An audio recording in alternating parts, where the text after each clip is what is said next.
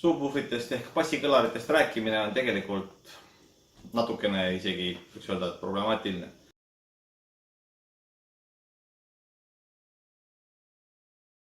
On inimesed, kes teid üldse ei taha neid kuulata, ei taha neist midagi teada. On inimesed, kes neid väga hindavad ja siis on kolmas grupp, kes on seal kahe vahel, et ei tea kummale poole kalduda. Kas siis bassikõlar on hea asi või ei ole. No, mina räägin siin oma muljeid, et kas teile see meeldib, mis mina räägin või mitte, see nüüd ise asi, aga no, võib-olla kellelegi on abiks, et mingeid lisamõtteid nii-öelda. Kui me hakkame ajaloost pihta, rohkem 20 aasta tagusest ajaloost või kuskil sealt, siis algus mul subwoofrit ei olnud. Lihtsalt polnud raha, et seda osta. Ja tundsin tast sel ajal tegelikult sügavalt puudust.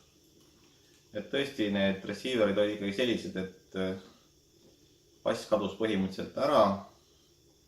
Ja eks nad olid ka sellised odavamapoolsed, et polnud raha mingid kallimaid receivereid osta, mis oleksid võimekamad. Et subwoofri puudus andis tunda.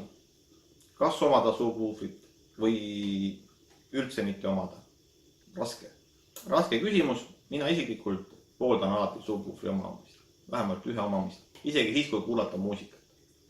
Lihtsalt sellepärast, et põrandakõlarid, mis mängivad nii madalaid helisid, et peaaegu oleks nagu subwoofrid, siis need on tõesti kallid kõlarid ja enamik inimesi ei osta neid ja selle kompenseerimiseks on subwoofer hea asi.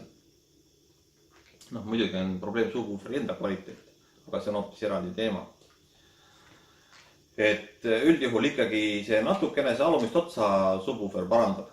Võtab siis põrandakõlaritel seda vaeva vähemaks ja riiulikõlaritel veel enam, sest riiulikõlarid sinna üldse ei mängigi, kus siis subwoofer mängib. Ütleme nii-öelda standard on see 80 Hz, kus siis on see subwooferi lõikesagedus.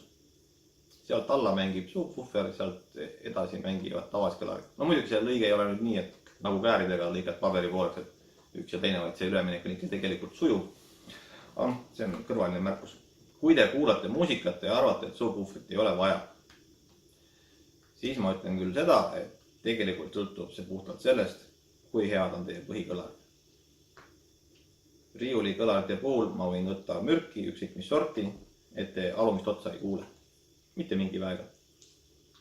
Teil võib olla seal riiulikõlari peal kirjas, ta mängib teil 50 Hz või mingit iganes asju. Kui te peate seda heaks bassiliks, siis okei. Aga tegelikult on olemas ka muusikainstrumente, mis mängivad madalamale. See ei pea olema mingi, ma ei tea, mingi tümmiga lugu, vaid ka täiesti nii-öelda siis ooperis mingid tavalised klassikalised pillid mängivad õnned ikka päris madalale. Et ei pea kuulama tümmi selleks, et omada subwooferit. Subwoofer võtab ka ära selle koormuse, et kui teil võimendi pole kõige võimekam, siis subwoofer toimetab selle alumise jõulise otsaga, mis vajab palju õhu liigutamist. Ta teeb selle ise ära, aktiivne subwoofer muidugi, mitte passiivne. Passiivsetest subwooferitest ei räägi. See ainult aktiivsetest käib jutt siis, mis on ise võimendunud nii-öelda. Võimendi on sees, et eraldi lisavõimendust niimoodi vaja. Filmide puhul ilma subwooferita vaatamine. Võite vaadata, kui teil on tõesti need, vaatategi lihtsalt Eesti telekanalitest neid filme mingi kehva stereoheliga. Võite tõesti vaadata, et ega te kaotate, aga mitte oluliselt, et see on nii siuke selline pilt ja heli, et ei tasu nagu märkida. Nii-öelda HD, aga kvaliteet on ikka madal. Nii et, aga kui te vaatate ikkagi kvaliteetsemat contenti, streamingu teenust, plaatide pealt filme, kas või DVD plaatide pealt, siis seal on heli tegelikult väga hea. 5.1 heli, ehk siis see punkt 1 ongi subwooferi eraldi heli. Ja sellepärast on ka subwooferit hea ja õige omada. Nende jaoks on olemas filmides, seriaalides eraldi heli, see punkt 1. Kui teil on 2 subwooferit, siis receiver teeb automaatselt sellest punkt 1 lihtsalt punkt 2. See bassi heli on mõlemas subwooferis üks ja sama. Subwooferi heli mängimise kvaliteet mitte kõik subwooferid ei mängi ühtemoodi. Nii nagu tavaliste kõlaritel on erinev helikvaliteet, on ka subwooferitel erinev helikvaliteet. Ja hea subwoofer tegelikult ei tee lihtsalt mitte ühte seda tümm heli, vaid ta suudab tegelikult seal oma selles vahemikus tekitada ikkagi ka seda erinevat bassiheli. Ja selline subwoofer ei plörise, vaid mängib ikkagi puhast heli. Nii nagu ka päris kõlarid, mängib ka subwoofer, tema mängib oma vahemikus puhast heli ja tavalised kõlarid mängivad oma vahemikus puhast heli. Siis te saate kokku hea süsteemi. Kui te näiteks kas või selles samas YouTube'is otsite näiteks infot subwooferite kohta ja otsite mingit nii-öelda teste, siis te kuulate neid või ka tavaliste kõlarite teste ja kuulate neid, siis tegelikult kogu selles värgis, kes neid teste nii-öelda teevad või näitavad teile neid subwooferid, siis ma pakuks, et 90% kui mitte rohkem ei ole tegelikult olemas mikrofone, mis suudaksid seda heli salvestada. Mul siin on ka üks video vist, kus mul mängib mingi film ja te põhimõtteliselt ei kuule üldse bassiheli. Minu põrand väriseb, aga teile see tegelikult kohale ei jõua sellepärast, et mikrofon ei salvesta seda lihtsalt üles. Seetõttu mina ka mingisuguseid selliseid nii-öelda heliteste ei tee, sest mul ei ole olemas selliseid mikrofone, millega saaks sellist testi teha, et salvestada kõlarist tulevat heli teile ja siis seda nagu te saaks omakorda oma kõlarites kuulata. Et 90 või ma ei tea, võib-olla 99% sellistest videotest, mida te YouTube'is vaatate, on täiesti kasutud. Te kuulete seal mingisugust plörinat, lärinat, mingit kuminat, aga mitte seda heli, mida see subwoofer tegelikult teeb. Pigem, kui teile see inimene, kes seal räägib selle subwooferi kohta, ütleb teile, et jah, see mängib puhtalt, see mängib neid sagedusi ja tõesti hästi, siis ma ütlen, et see on tõsi. Kui ta laseb sinna lõppu seda plörinat, siis see on jama tegelikult. Ja mis vahemikku see subwoofer üldse peab mängima siis? Kui madalaid helisid? Et kelle jaoks on madal heli juba seal, ütleme, kui riiuli kõlar lõpetab seal 5, isegi tavaliselt isegi 60 Hz juures selle mängimise ära, siis kui ta mängib 40, on see juba väga madal heli. Aga ütleme nii, et mina ütleks, et subwoofer ikkagi algab seal kuskilt 30-st. 30, 25, 20, et sinna vahemikku peaks see subwoofer mängima, ütleme 25 on tegelikult väga hästi. Muidugi on subwoofer, mis mängib vabalt sinna ka alla 20 välja, ei ole küsimust.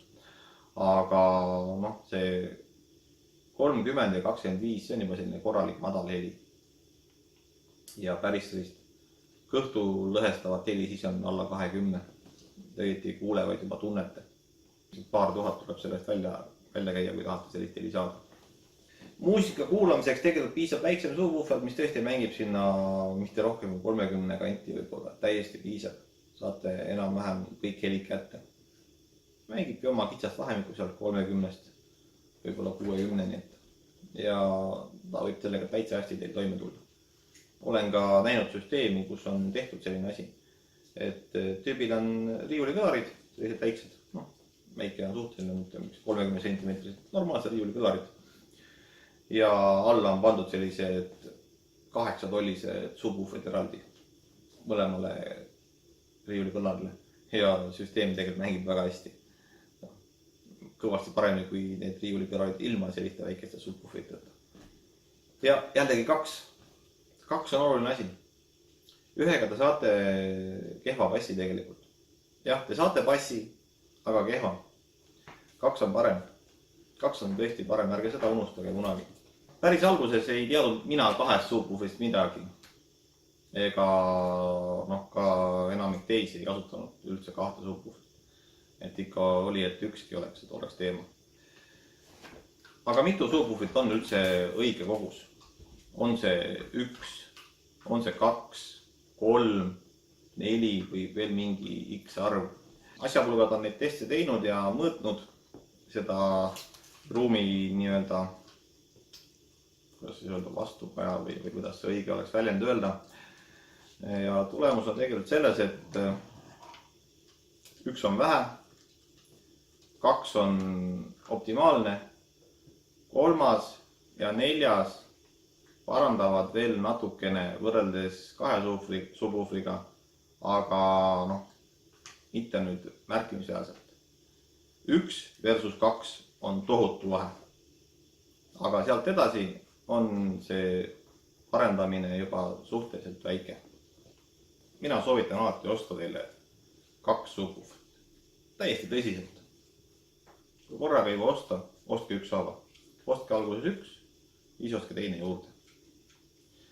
Ja tõesti, ma garanteerin, te kuulete vahet. Vahe on täiesti konkreetne, selge ja igale ühele kõrvaga kuuldav. Pluss see teeb tunduvalt lihtsamaks teie kõlarite paigutuse.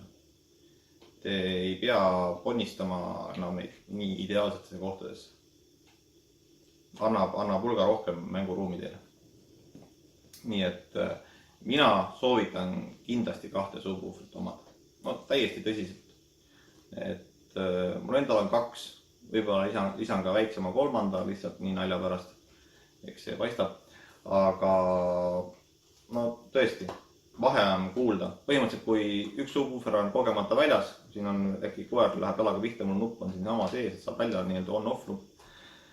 Kogemata või ise lähen vastu ja läheb välja, siis isegi kui kuulata, et midagi on valesti, siis okei, 1 supakas ei tööta.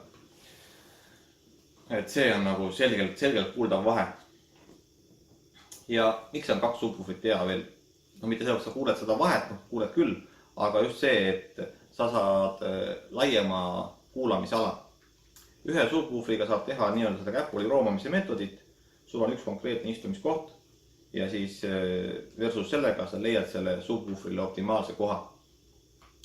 Ja see toimib. Aga kui sul on rohkem inimesi, teine, 3, siis siin kõrval istudes või siinpool istudes või selja taga või kuskil mujal see bass võib täiesti puududa või olla oluliselt kehvem. Et selle jaoks on 2 subwooferit super lahendus. Nad ühtlustavad ära teie ruumi selle bassi. Mitte ideaalseks, aga tunduvalt paremaks, tunduvalt ühtlasemaks muutub see bass kogu ruumis. Muidugi alati sõltub ruumist ja nendest ruumimaterjalidest, vastuvajadest, kujust, kõigest see sõltub. Aga suures plaanis see nii on, 2 on igal juhul parem. Muusikafännid ei ole väga subwooferite poolt. Mina ütlen, et tasuks olla. Tasuks olla ka muusika kuulamise puhul. Ja ütleme nii, et paljud suured muusikaarmastajad neil on lihtsalt tegelikult need põhikõlarid on nii suurte valjuhäälitega, et need on juba põhimõtteliselt subwooferite eest. Ongi sul seal 10-12 tolli juba, et see on juba subwooferi eest. Et kui sul on olemas siis ka võimendi, mis seda kõike käima lükkab, siis oledki omadega mäel. Et polegi küsimust. Nii saab, aga see on jah kallim. See on kallim lahendus, kui teha subwooferitega. Ja subwooferitega on rohkem mänguruumi. Aktiivsetega siis saate rohkem sättida enda maitse järgi. Mina olen subwooferite poolt 2 käega. Kummasi kätte 1 supakas. Et jah, soovitan teilegi. Soovitan julgelt. Aga leidke endal optimaalne, mis teie ruumiga aga töötab. Et nad tõesti teevad natukene erinevat häält, seda erinevat kuminat teevad erinevad subwooferid, et milline see teile sobib on, et seda peate küll proovima. Vaat niimoodi siis subwooferitest. Aitäh vaatamast, olge mõnusad ja järgmise korrani!